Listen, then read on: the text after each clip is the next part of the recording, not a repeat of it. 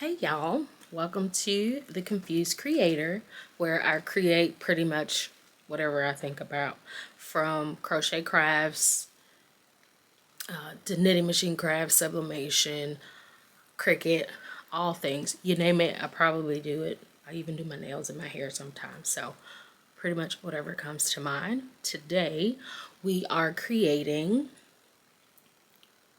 what are we doing today? Sublimation mouse pad. So for Christmas I got this new standing desk, really awesome, but it needs a mouse pad to go with it.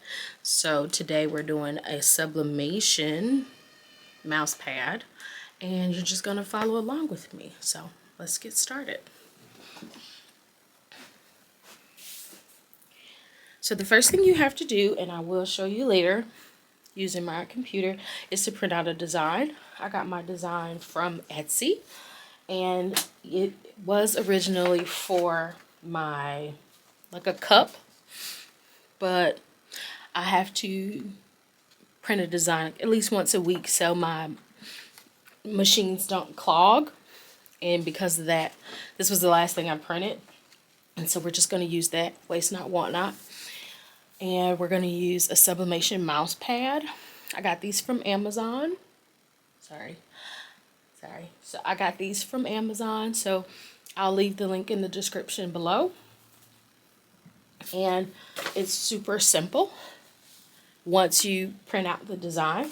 So you want to make sure it's free of lint. And then you want to center it on the design, or whatever portion of the design you want to make sure you have. Leave a good bit of size on both, on all edges, to make sure you have a good border. And then we're going to tape that down. While you're preparing that, you want to come over to your heat press. Now, I used to have the Cricut heat press, and then the more shirts I made and the more projects I did, that is when I purchased my baby StarCraft in the blue and the green. But you don't have to start with this. And the settings we're going to do, it's going to be 360. And this is in Fahrenheit.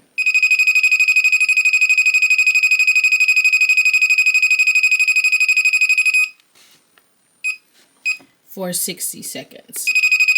So for sublimation, you need heat and pressure. Heat, time, and pressure.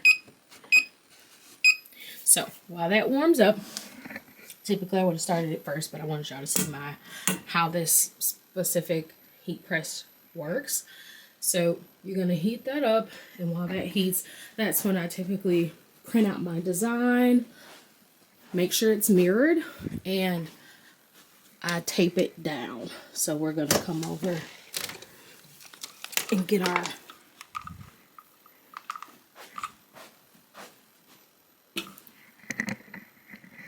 something they don't tell you about sublimation, or something you should learn, is that after you tape it down, you want to make sure you have the a piece of paper protecting your press.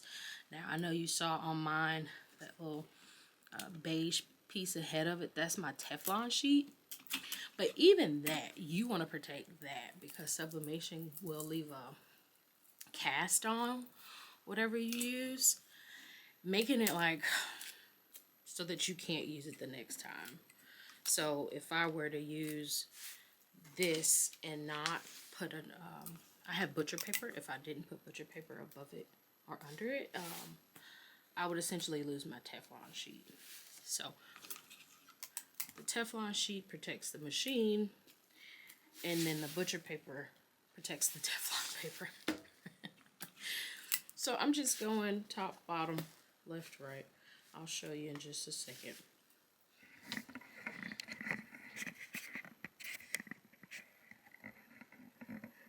So I just did the 4 corners, one linear piece of tape.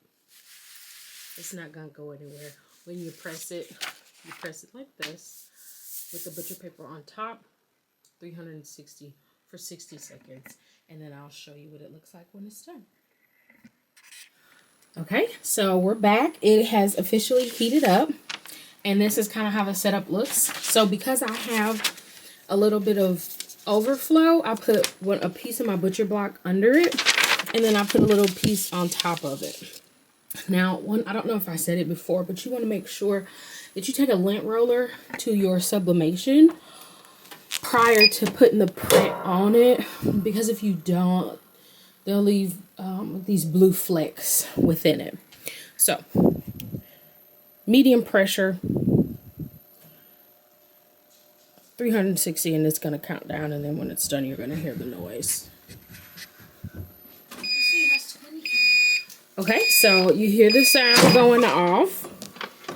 So I open it up, and then there is, you see how before we pressed it, you couldn't see the image, and now that it's successfully heated up, it kind of, you can mirror it. That's when this paper comes in. You can see the cast off of it. So if I didn't put that piece of butcher block, the cast from it would have ended up on my Teflon sheet, and then I wouldn't have been able to use it again. Now, don't be like me. Protect your hands. Grab it with some gloves. Yeah, some gloves. Thanks. My baby's here with me. So grab it with some gloves to take it off of the heat press. And then it's pretty instantaneous once it's done. Oh, that's alright. There you go.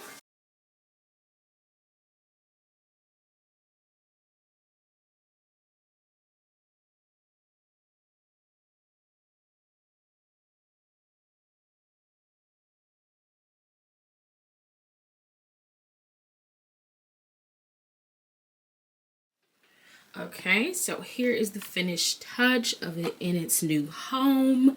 Scale back so you can get the full magical view of my creative station.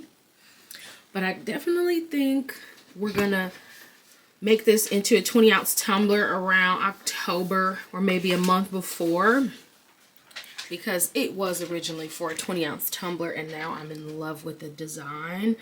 Thanks to the seller on Etsy. I will link her in the description, or him, sorry, in the description below.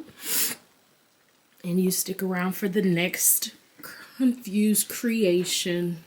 Bye-bye, guys.